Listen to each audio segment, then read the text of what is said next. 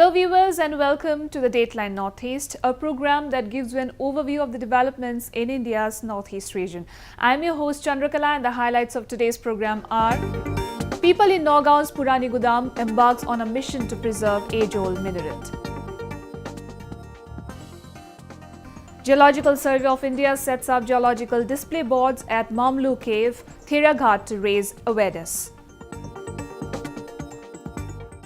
And designer Robert Naorem's Northeast collection on display at Asian Designer Week. To create awareness among visiting tourists and students, the Geological Survey of India Northeastern region in Shillong recently installed 2 geological display boards at geological sites, Mawmluh Cave and Therriaghat, Sobhar in East Khasi Hill district. A report. Meghalaya has a unique geological history that started more than 2,000 million years ago. To preserve the geological site and raise awareness, the Geological Survey of India Northeastern region recently installed 2 geological display boards at 2 important geological sites. The boards were recently unveiled at Mawmluh Cave and Therriaghat Sobhar in East Khasi Hill district in Shillong in the presence of Meghalaya Tourism Department officials, local villagers and students. It is one of the longest cave in the Meghalaya. Previously this cave was identified, or GSI also did some cave study, but beside that many scientists has worked on this cave because big adventure groups took the scientists to inside, and inside there is a huge growth of stalactite, stalagmite, and all structure are intact and preserved. That's why scientists who are working on the monsoon studies. These sites have already made the state famous for the international geological community. Mawmluh Cave made headlines earlier as high-resolution stable isotopic studies of the stalagmites from the cave showed that there was a major climatic event about 4,200 years ago. Geological Survey of India is the premier organization that studies the various aspects of the earth-forming processes and evolution of life. GSI is also the primary custodian of the rocks and fossils of the country, which are a part of our natural heritage. We are going to preserve this site, and they are doing the preliminary studies. And after this, it will be fenced and as well as it will be protected for future, as well both for for the study purpose as well as for the geotourism purpose also. This is one step towards the declaration of this site as a geological monument in future. According to the studies, about 65 million years ago, the Earth experienced a major global extinction event that marks the boundary between the Mesozoic and Cenozoic eras, and on a finer scale, the Cretaceous and the Paleogene. Most of the large vertebrates on the Earth, most plankton and many tropical invertebrates suddenly became extinct at the end of Cretaceous period. Many land plants were severely affected and some organisms survived too, and they gave rise to many of the plants and animals. Not only the scientists from GSI, but this is also a very much focus of research from researchers all over the world. So this is a very important boundary, and which should be preserved. And because of this, the significance of the boundary, so that everybody knows what it is, the display board has been erected. The stalagmite in the Mawmluh Cave has now been tagged a Global Boundary Stratotype Section and Point GSSP. This is the first formally ratified marker of geological time period in India. Setting a perfect example of preserving and promoting the cultural heritage, historical structure and monuments, people in Puranigudam in Nagaon district of Assam has come forward to save the famous minaret of a historic mosque in the area. Since decades, both Hindu and Muslims has been thronging this mosque to seek blessings and offer prayers, which is a symbol of communal harmony. Let's have a look. Assam houses a series of monuments, age-old historical architectures that reflects the rich historical dimension of the state of Assam. With an aim to preserve the ancient architecture, a group of architects are on a mission to lift the 2-storied minaret of the 100-year-old mosque to shift it to a different location in Nagaon's Puranigudam. Due to construction of the historic monument, the renovation of the NH37 from Nagaon to Upper Assam has been facing difficulties. Taking note of that, the administration took the decision of shifting the mosque without dismantling it and keeping in mind the sentiments of both Hindu and Muslims. More than 100 people are engaged in this work and approximately 50% of the shifting work has been completed. 15 दिन लगेंगे इसको अपनी जगह पे पहुंचने में। कोई problem होगा या फिर कोई दिक्कत है अभी? नहीं, अभी तक कोई समस्या नहीं है। सब कुछ ठीक ठाक चल रहा है, बहुत आसानी से चल रहा है। सभी लोग अपना कंट्रीब्यूट दे रहे हैं, सब दान भी करते हैं और सभी यहाँ पे अपनी दुआ भी करके जाते हैं। तो सभी का साथ है, तो किसी तरह की कोई बाउंडेशन नहीं है कि कोई नहीं आ सकता है या कोई अंदर नहीं देख सकता है, ऐसा कुछ नहीं है। Established in the year 1909, the mosque in Puranigudam is the oldest in Assam and is seen as a symbol of religious harmony. It is worth mentioning that due to construction of the 4-lane in that area, there was a need to demolish the century-old minar in the mosque, but all the people, irrespective of their caste, creed and religion, didn't let it happen. They have come forward to protect the minar, which would be shifted 70 feet away from its original site.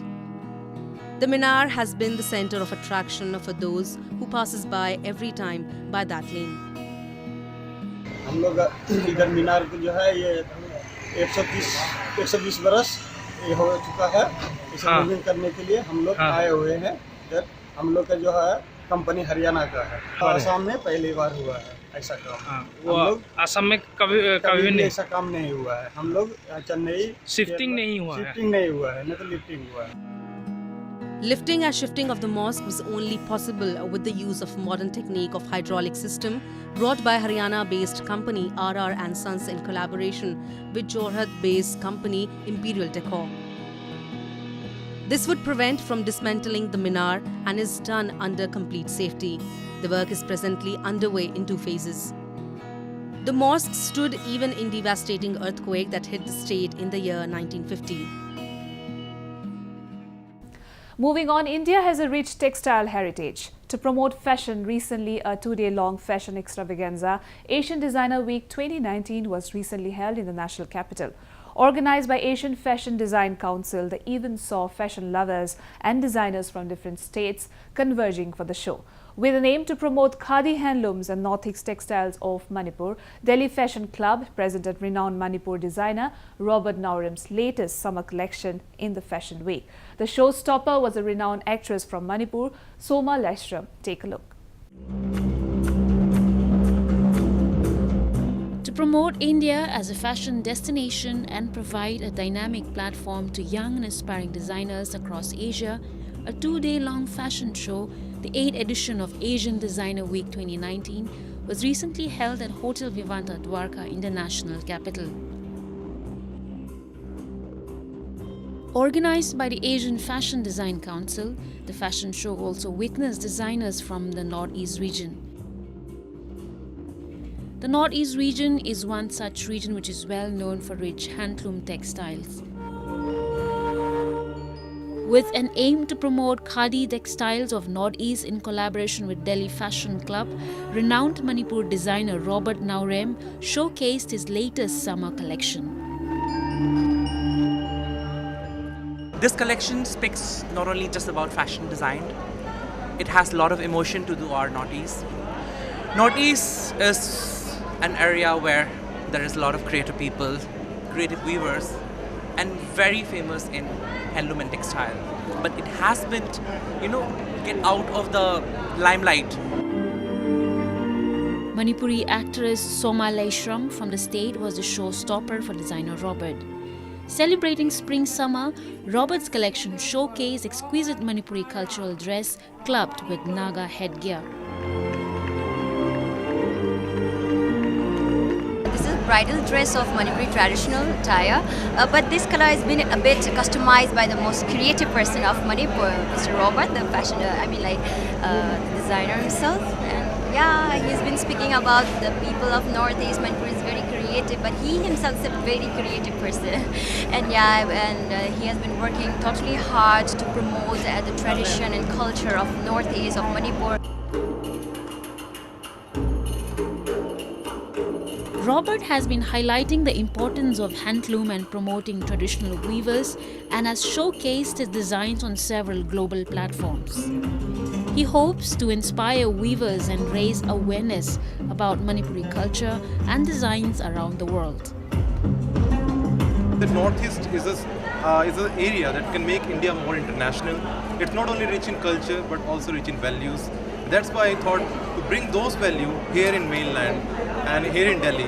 And I believe Northeast textile is amazing, and I'm in love with people of Northeast. So I thought to just call Robert, and I thought he's the best person who can represent Northeast. And I thought Soma is the best personality from Northeast who can represent Northeast in Delhi and will make the crowd also feel something like out of the world. Seriously, I was not expecting, but she made the ramp like heaven. His collection was all about handloom textiles of the state of Manipur blended with powerloom textiles, Manipuri wedding season collection for both bride and bridesmaids. Robert Naorem say yamna power ba Manipur gi phi promote tawbagi matangda phajaba collection ma'am traditional way different types mana promote taw ma'am do yam harawi maitai gi language curriculum ma'am so promote yam tawi different new style ma'am do magi anoba ma'am puthok do yengning bagi lakbani.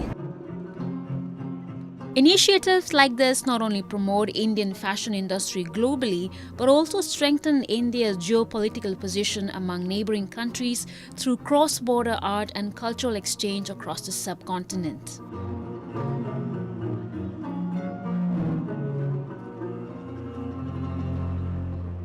Let us now take a look at some of the events that made news in the Northeast recently. St. Joseph's School was set ablaze allegedly by a local student organization in Kakching district of Manipur over disciplinary action taken by the administration against students. The school principal accused local student organization of the incident. Manipur Minister Letpao Haukip, condemning the vicious act, assured that he will help in the reconstruction of the school. He also assured to donate funds for the reconstruction of the classrooms that were destroyed. Father Jacob Chapau, the director of the Manipur Catholic Youth Organization, has issued a condemnation letter slamming the miscreants of the savage act. A couple from Assam recently died on the spot and 10 more were injured when a minibus rammed into a car in Jagalak-Banda. According to reports, the deceased couple, identified as Dr. Sumit Garodia and his wife from Dibrugarh, was working with ONGC. The deceased couple's 8-year-old child is in critical condition and has been referred to Guwahati for treatment. As per the locals, the couples were heading towards Guwahati from Dibrugarh when the speeding minibus collided with their vehicle. Family members of the deceased residing in Guwahati have been informed about the incident by the police. Agartala-Bengaluru Humsafar Express recently got derailed in Assam close to the Tripura border.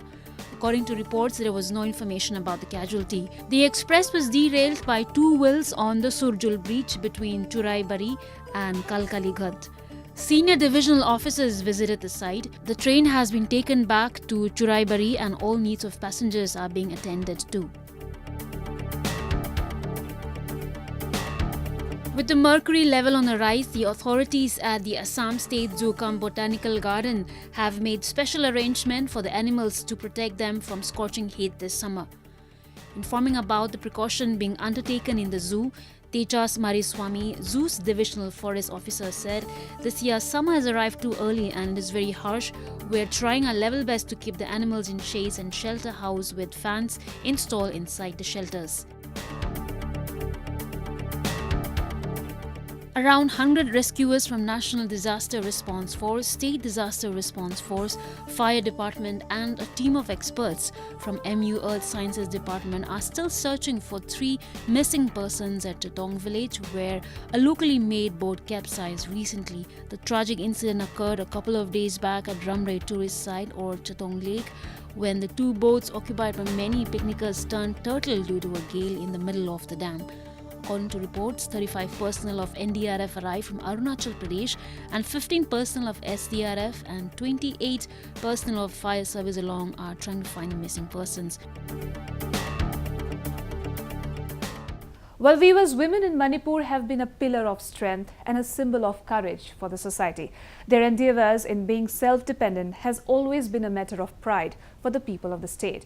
In today's episode, let me introduce to you a woman with an incredible journey of struggle, success and empathy. Besides being a social worker, she is also a successful entrepreneur. She is working for the cause of education for children from humble backgrounds through her business of soap making.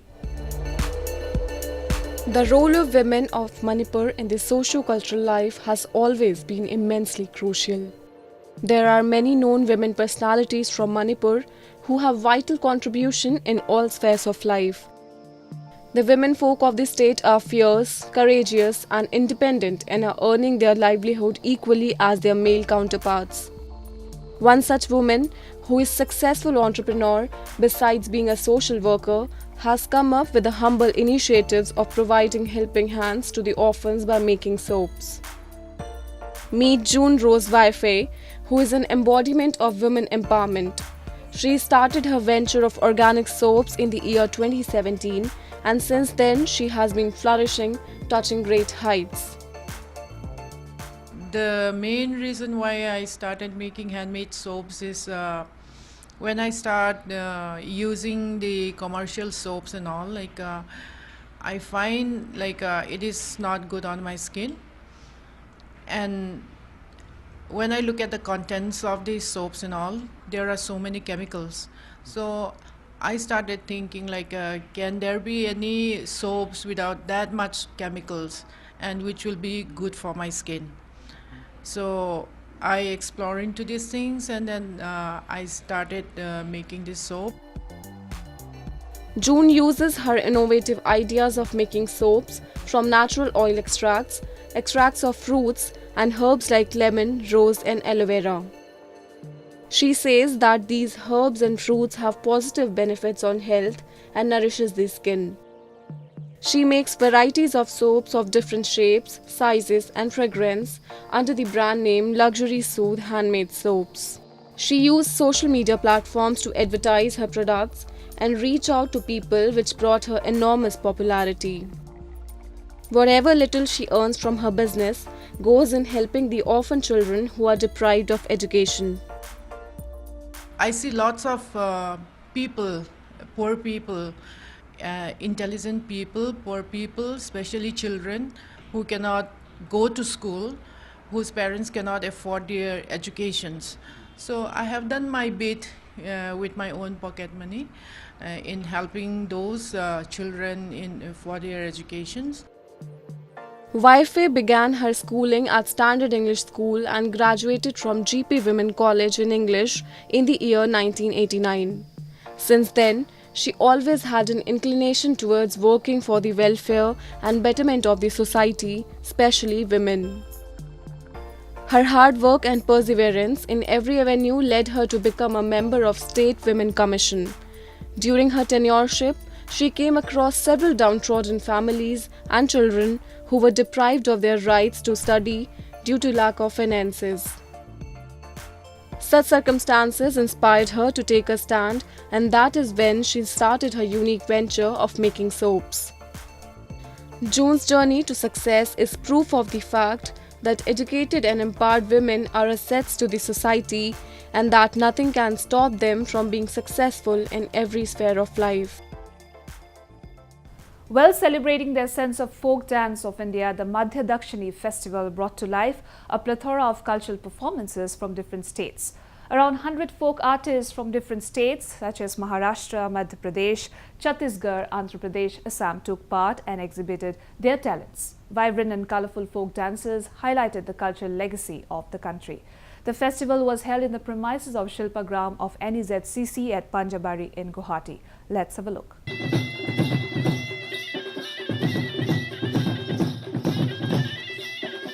Folk dance of different states in India forms an essential part of the country's rich cultural heritage.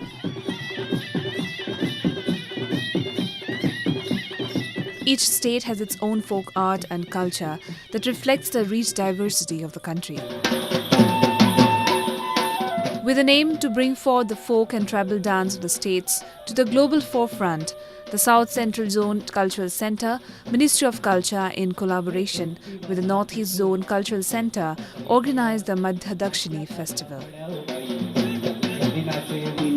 The festival was held in the premises of Shilpagram of NEZCC at Panjabari in Guwahati.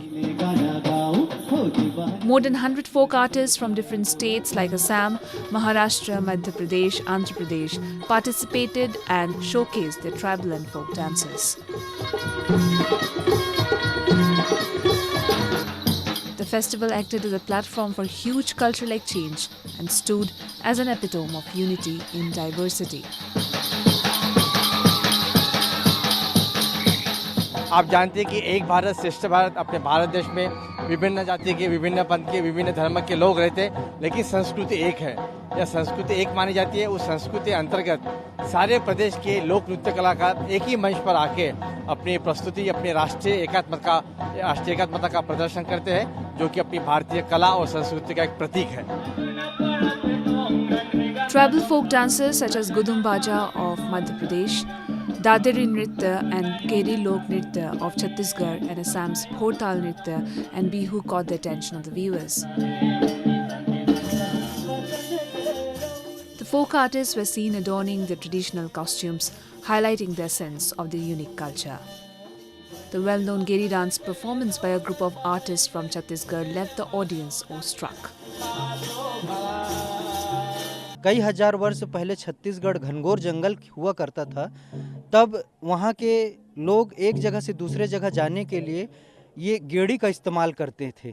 क्यों? क्योंकि बरसात के दिनों में चारों तरफ जब पानी भर जाता था तो जब ज़मीन में पैर रखते थे तो ज़मीन में जहरीले जीव जंतु, सांप बिच्छू होते थे, जिससे बचने के लिए एक जगह से दूसरे जगह जाने के लिए गेड़ी का इस्तेमाल करते थे। और चूँकि ये सावन के महीने में होता है तो सावन के महीने में ऐसी प्रकृति चारों तरफ हरियाली रहती है, उसी में ये नृत्य करने की परंपरा चली है। The folk art and dance not only depicts India's rich cultural diversity and historical significance, and organizing such events would go a long way in promoting and preserving the traditions and exhibits the amazing history of the incredible country.